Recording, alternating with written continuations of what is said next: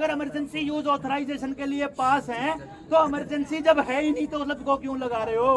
असल में ये एक्सपेरिमेंटल जीन थेरेपी है जिसका पेटेंट बिल गेट्स के नाम है। वो बिल गेट्स जिसने आज तक जिंदगी में एक बार खेत में नहीं गया और जो दुनिया का सबसे बड़ा जमींदार है, 3.25 लाख एकड़ जमीन है उस आदमी के पास, और वो आदमी चाहता है कि इस भारत के ऊपर भी मेरा कब्जा होना चाहिए। वो चाहता है कि इन लोगों की जितनी जमीन है ये हमारी होनी चाहिए। पुलिस के जवान जिनको फ्रंट लाइन वर्कर कहा जाता है, मेडिकल एजेंसी, पुलिस वाले और फौज वाले, इन तीनों के लिए रोबोट्स आने लग रहे हैं, आर्टिफिशियल इंटेलिजेंस। नहीं जरूरत है इनको पुलिस वालों की। आज तो पुलिस वालों को आपने तर्क दे करके समझा दिया, आज तो आप लोगों ने बता दिया कि हमारा संविधान ऐसा है। कल को रोबोट आके ये कहेगा पहले वैक्सीन का सर्टिफिकेट दिखाओ, फिर कैसे समझाओगे? आर्टिफिशियल इंटेलिजेंस आ रही है, आपके शरीर में चिप लगने वाली है। 2 साल से बोल रहा हूँ, आने वाले टाइम में आपकी बॉडी में चिप लगेगी। उस चिप के बाद वो चिप हाथ से निकल के यहाँ आएगी गुद्दी में, और जो कंप्यूटर कहेगा आप वो करोगे। किसी ने आज तक स्मार्ट वॉच देखी है? जितने यहाँ अधिकारी बैठे हैं स्मार्ट वॉच देखी होगी उन्होंने। हाथ के ऊपर एक घड़ी बनती है, आप कितना सोए, कितना चले, कितना दौड़े, कितनी स्विमिंग करी, कितनी साइकिलिंग करी, आपकी हार्ट बीट, आपका ब्लड प्रेशर, आपका ऑक्सीजन लेवल, एक एक चीज वो घड़ी पे आ जाती है। हाथ पे बांधने से आपके शरीर के सारे माप यहाँ आ जाते हैं।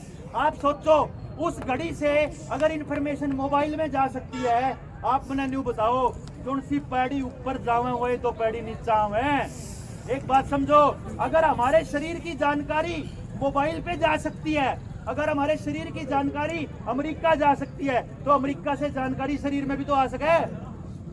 सुनो, न्यूरालिंक आज से 6 साल पहले एलन मस्क ने खरीदी थी। न्यूरालिंक ने एक ऐसा सॉफ्टवेयर तैयार कर लिया है कि अगर आपके शरीर में वो फिट हो जाए तो जो कंप्यूटर पे बटन दबेगा आप वो करोगे। आप सोच लो आने वाले दौर क्या होने वाला है। आपको घर के अंदर, परमानेंट घर के अंदर बंद होना पड़ेगा। अभी तो सिर्फ सार्वजनिक स्थानों पे लगा है, कल को आपके बच्चों के बलि का बकरा बनाया जाएगा। तैयार हो बलि का बकरा बनाने के लिए? और ये बताओ, आप एक बात बता दो, सिर्फ एक बात बता दो भाई। अरे रुको यार रुको, एक बात बता दो भाई। मैं सरकार से ये पूछता हूँ, आपसे पूछता हूँ, सरकारी अधिकारी यहाँ खड़े हैं, क्या इन वैक्सीन कंपनियों की जानकारी जनता के बीच में सार्वजनिक नहीं होनी चाहिए? कितना पैसा कमा लिया और इस वैक्सीन के अंदर क्या क्या है और इसका मालिक कौन है और इसको कितनी डोज के कितने पैसे मिले हैं? 35,000 करोड़ रुपया प्रधानमंत्री ने अभी अभी सैंक्शन किया इनका।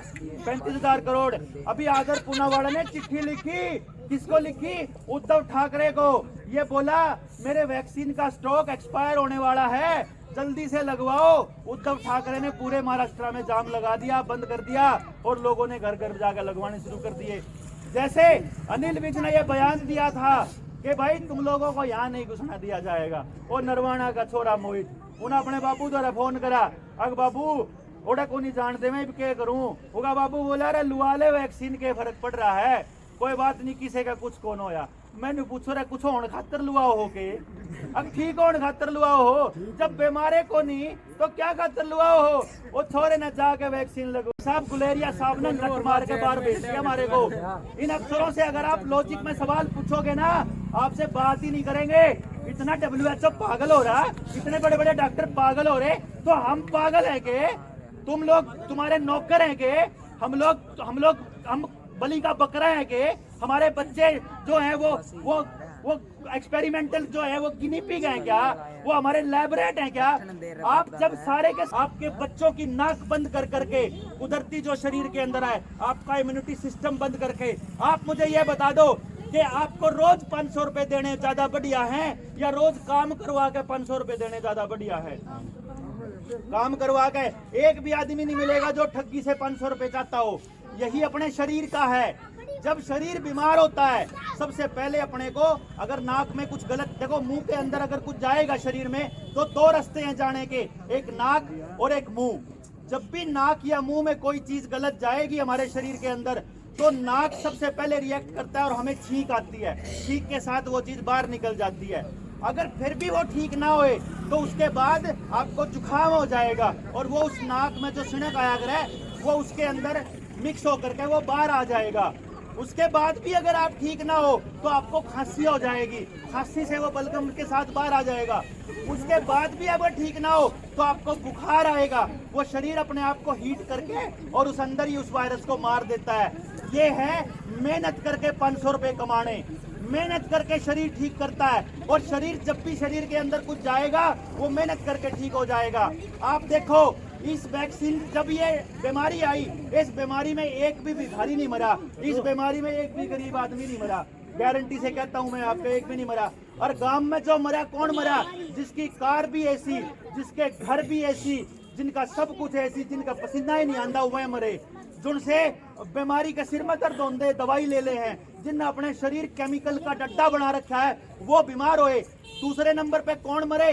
वो मरे, पहली बार ऐसा हुआ कि सरकारी अस्पताल के अंदर और प्राइवेट बड़े अस्पताल आदमी था, अपने छोरे ने छोरा तो जाए लिया, और इसकी बहू जो है वह नौकरी कर लेगी। उन्होंने गया जा FIR करवाओ तो मुआवजा कौन बोला, अंदर ही अंदर सेटिंग करके बजरंग दास गर्ग ने, CM ने भेजा था स्पेशल सेटिंग करके और वो दुआ दिया और भाई FIR वाला मामला दफा दफा कर दिया। इस सरकार के कागजा में कौन लिख रहा कि उसकी मौत वैक्सीन तो हुई? क्योंकि जब आपसे आएंगे ना वो पूछेंगे कितना लग रहा है वैक्सीन तो हुई। अरे जिसका गया उन्हें तो बेरा है वैक्सीन तो हुई।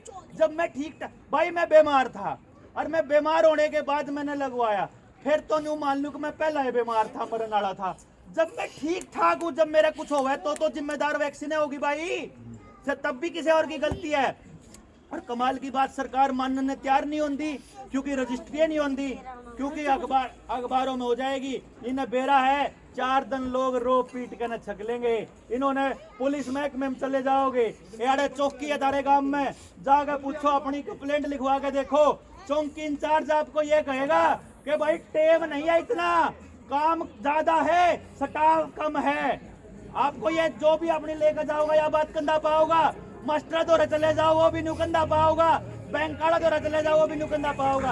अरे अगर गलत बात रोकनी है तो उनको सशक्त करो ना, उनको मजबूत करो ना।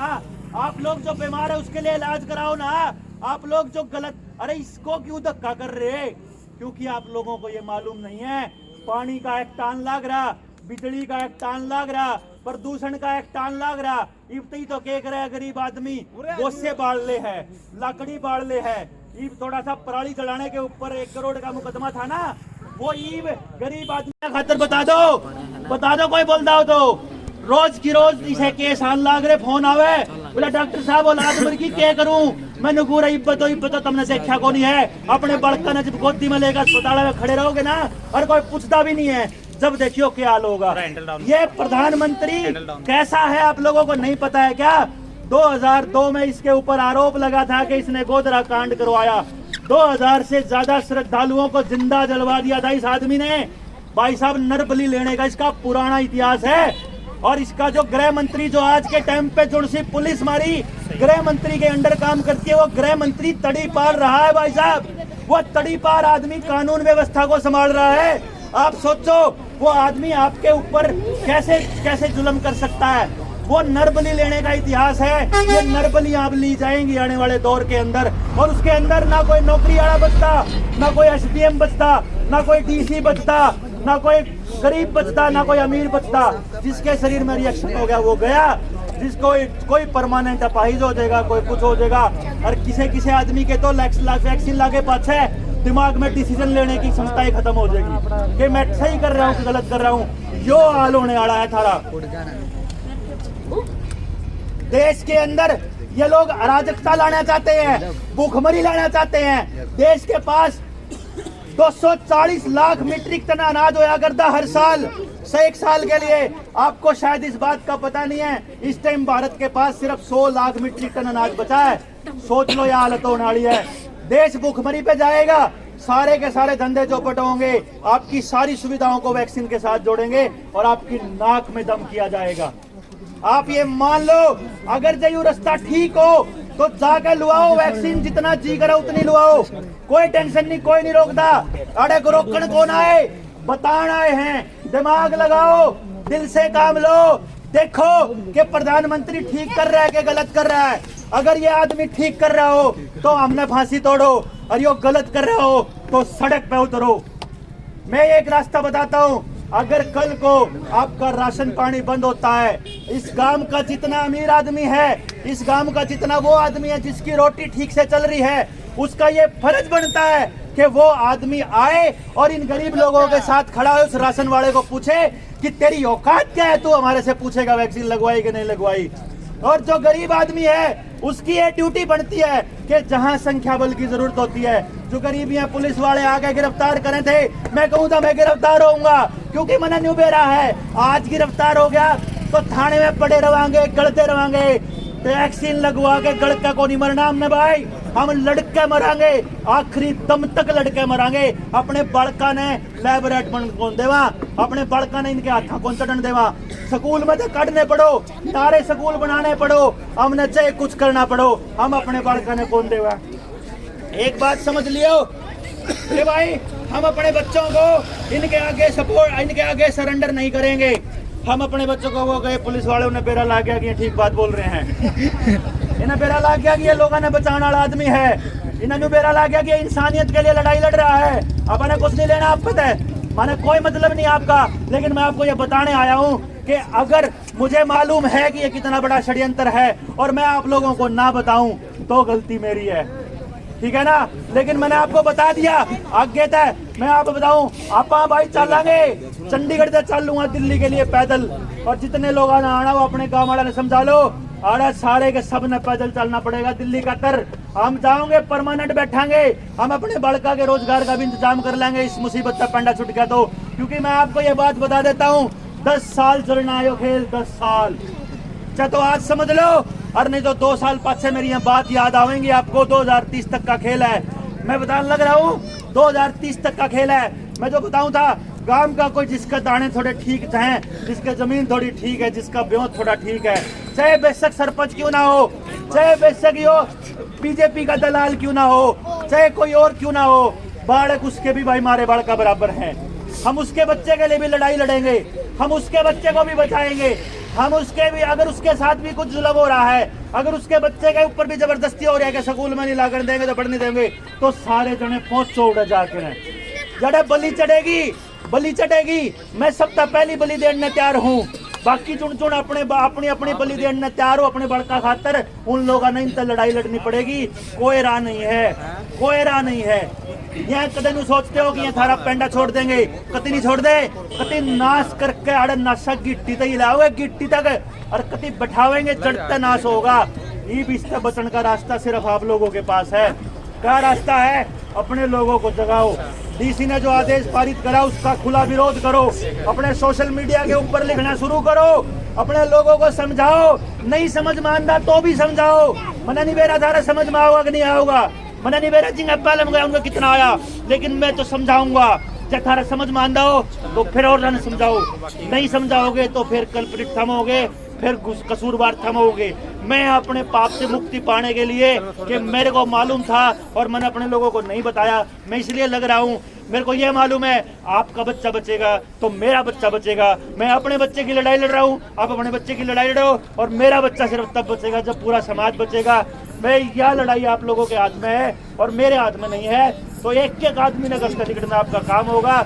मैंने नहीं बेरा क्या होगा, आपने नहीं बेरा।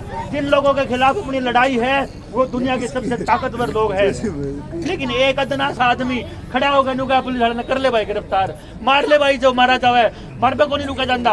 ये डॉक्टर ये कौन थे, मोर साहब कौन थे, ये डॉक्टर साहब डर तो नहीं लगता, मखा लग गया यार, डरता है तो फिर और कितना फिरूं, मैंने बोला डर लग गया है तो खतरा तो एक लेना है और फायदा सारी दुनिया का। फिर क्या करा भाई बताओ तो, क्या करा तुम बताओ ना, क्या करा। अपनी औलाद ने अपनी आँखें आगे कुकर मरते देखा, हर पे कौन देखा जाता भाई, हर पे कौन देखा जाता, हर पे देखा जाता हो तो देख लो, हर पे नहीं लड़ा जाता हो मत लड़ो, आप लड़ांगे। जिस पे गेल आ जाओ, जिस पे नहीं आ जाता मत आओ। मैं इतनी बात कहूँगा और मेरे पे बोला जाता। बहुत बहुत धन्यवाद।